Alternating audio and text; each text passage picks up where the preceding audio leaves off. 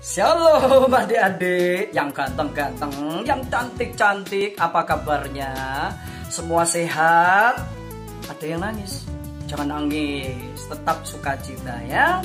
Kita mau belajar firman Tuhan.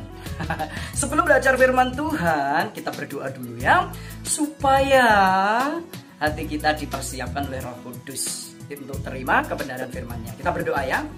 Bapa yang baik, aku bersyukur kalau hari ini aku masih diberi kesempatan untuk menikmati kehidupan di hari yang baru.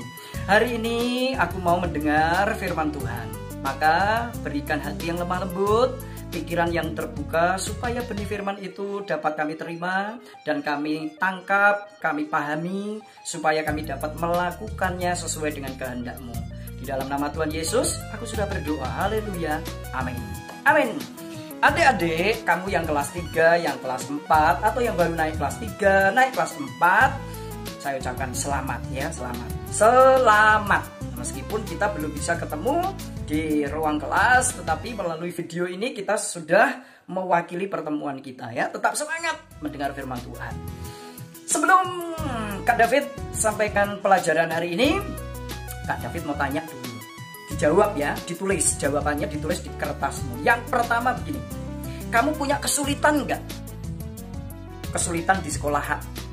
Contohnya apa? Mengerjakan PR? Atau kesulitan, aduh, aku sering diejek temanku, aku sering dibullying temanku.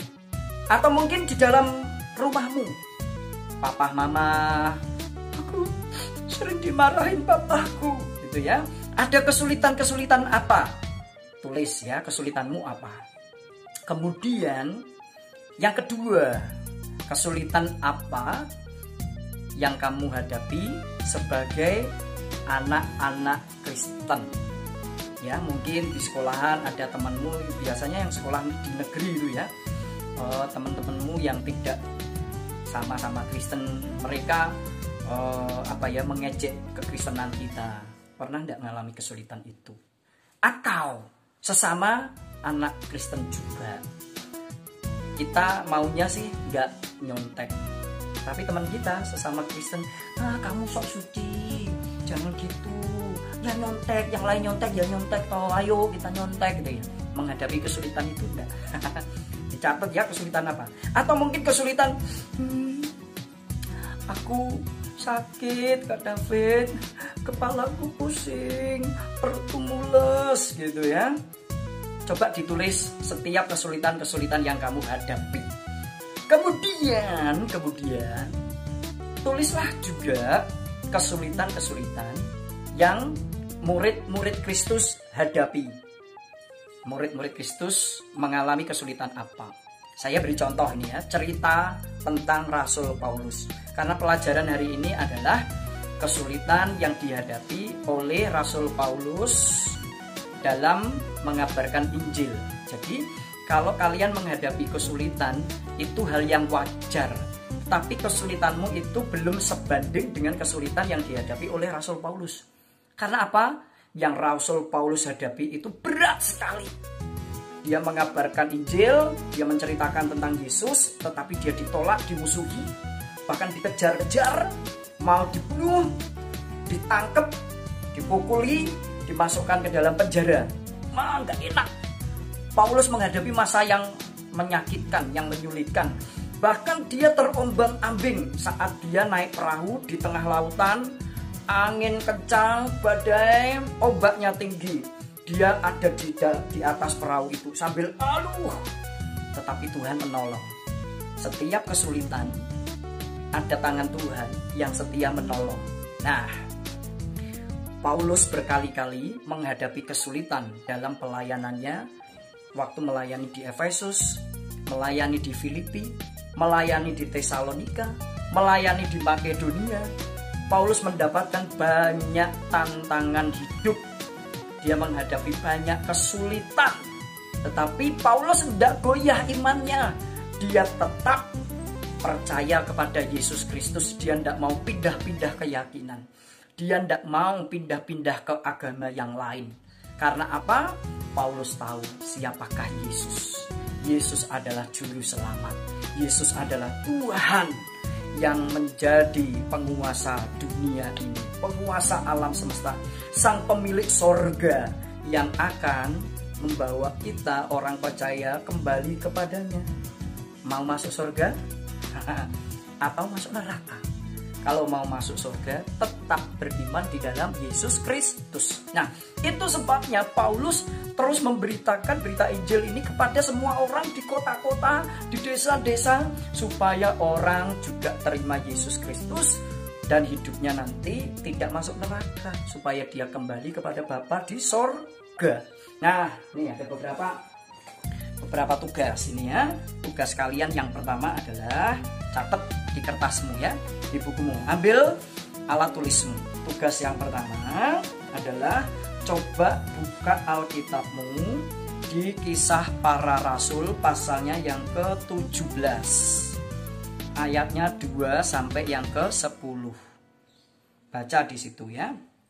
Lalu jawablah pertanyaan ini. Apa yang terjadi setelah Paulus mengajar di sinagoge kota Tesalonika? You know what is the meaning of sinagoge? Sinagoge is, ya, tahukah kamu apa itu sinagoge? Sinagoge itu adalah rumah-rumah ibadah orang-orang Israel, orang-orang Yahudi. Ukurannya nggak besar, ukurannya kecil, hanya muat menampung sekitar kurang lebih di bawah 20 orang lah ya. Mereka berkumpul di situ untuk belajar hukum-hukum Tuhan melalui hukum Taurat, kitab Kejadian sampai kitab Ulangan itu ya. Ada 5 kitab: Kejadian, Keluaran, Imamat, Bilangan, Ulangan. Lalu selanjutnya tugas yang kedua adalah buka Alkitabmu di Kisah Para Rasul. Sudah ini ya. Kisah Rasul 17 ayat 16 sampai 18. Mengapa Paulus merasa sangat sedih saat tiba di kota Athena?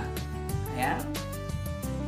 Bacaannya adalah Kisah Rasul pasal 17 ayat 2 sampai 10. 2 pertanyaan saja ya, dijawab itu ya.